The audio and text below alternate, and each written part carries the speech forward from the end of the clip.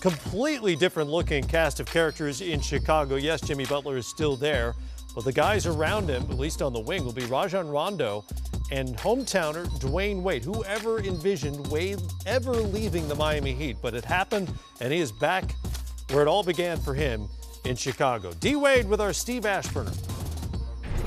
Let's just start off right away. I mean, that changed, the fact that you're here in Chicago after 13 years of spending this day and getting prepped for a season in Miami. Yeah. How different is it for you? I'm like the new kid in class. You know, I feel like my kids probably feel it's going to a new school. You know, you're trying to find, you know, your place. But because basketball hasn't started yet. When you get on that court, it's basketball. And you get out of it and you do what you have to do as a leader. But right now, I feel like the new kid around here, man. That's great. Yeah. It's 6 years since you first flirted with coming to Chicago as a free agent back in 2010. Yeah. There are a lot of people excited to see Dwyane Wade on that Bulls team. Yeah.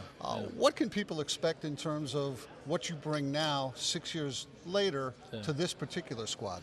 Well, I mean, you know, my leadership obviously is very important for this team.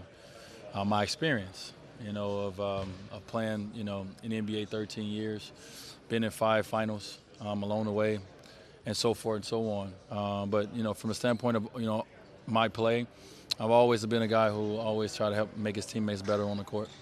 And, you know, I've been lucky enough to be around for a while where I can still put the ball in the basket as well.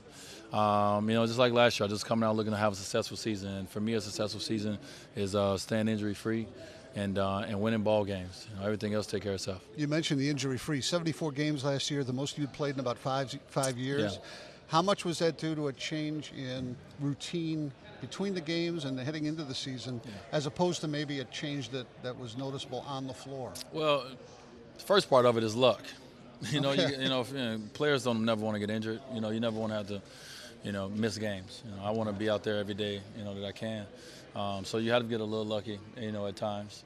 As well, you try to, you know, in the summertime, what you try to do is you try to train your body to be prepared for what a season can take on and what your body can take from it. So I thought I did a good job of that. I thought I did a great job of taking care of my body in season, which is going to be very important. With me and Rondo has been, you know, the 30 club around this team has been already talking about. But outside of that, man, you just got to be a little lucky.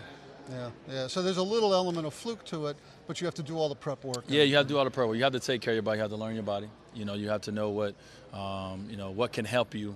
You know, when you have certain things to, you know, don't let small things become big things, etc. But, you know, outside of that, when you're on that court, man, we play such a physical sport that at any given moment, you know, that anybody can get injured and miss time. So when guys don't, you know, it's not because, you know, they're doing something so spectacular. It's just being lucky, man. And, you know, it's a gift if you're able to be out on that court, you know, for, obviously, for me, 74 games last year, but, you know, even more. One of the big basketball questions for this new crew is you've got yourself, you've got Jimmy Butler, you've got Rajon Rondo. Yeah. Ball-centric players, if not ball-dominant.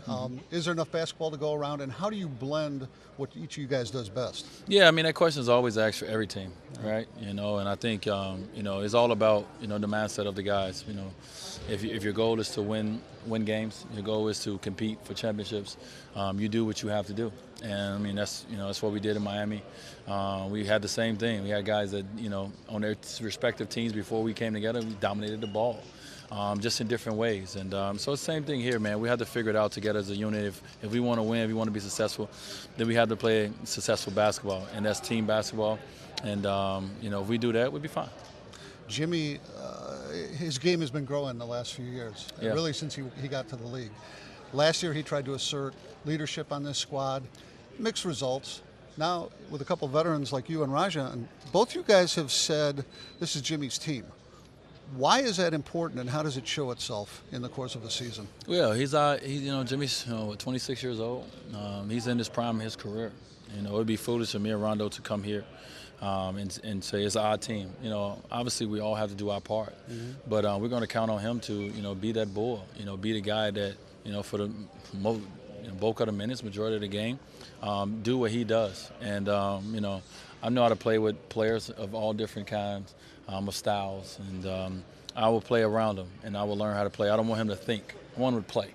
You know, I don't want them thinking, hey, D-Wade need the ball, hey, Rondo. Just want Jimmy to be Jimmy. You know, he's an all-star in this league. He's a guy that, you know, his potential, I think it's like, as we all have seen every year, he's been surpassing what we all thought, you know, he was going to be at that season. And we want to continue that mindset. So me and Rondo are veterans in this league, and, you know, we'll figure out how to make sure that, you know, we're successful and our teammates are successful. There are people, I'm sure, that follow the NBA, and they're still getting used to seeing you walking around in Doug McDermott's number. For people that think of you as a Miami player and the face of that franchise and Miami sports in general, some wonder if there'd been another week to go in negotiations, you might have ended up back there.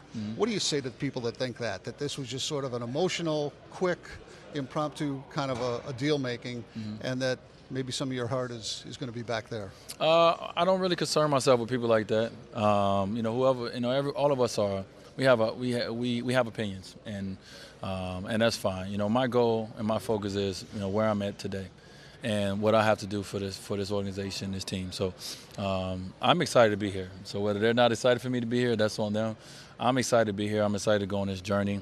You know, this is where I, you know, first envisioned, you know, ever playing. You know, when I picked up a basketball, you know, many years ago. So, you know, I'm just looking forward to everything.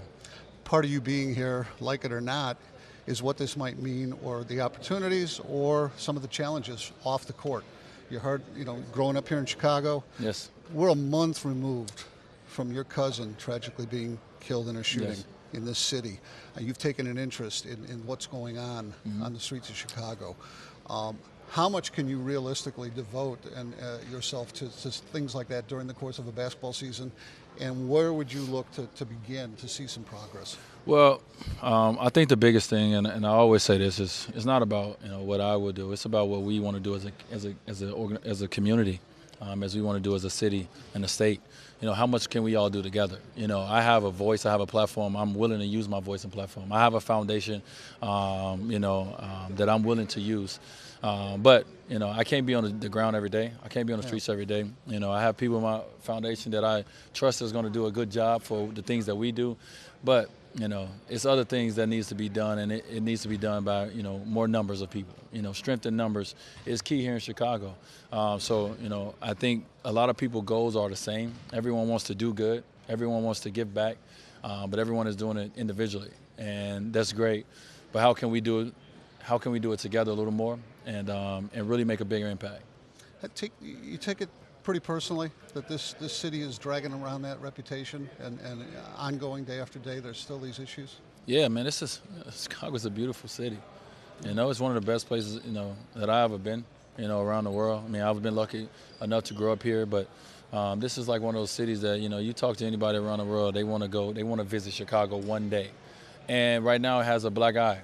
You know, and people have this perception about coming to Chicago that if you step off the plane, that, you know, your life is going to end. And, you know, it's not that. You know, obviously we have our challenges, but as you see around the world today, everyone have their challenges. You know, do I think Chicago needs a little bit more focus and attention right now? Yes, I think we need that.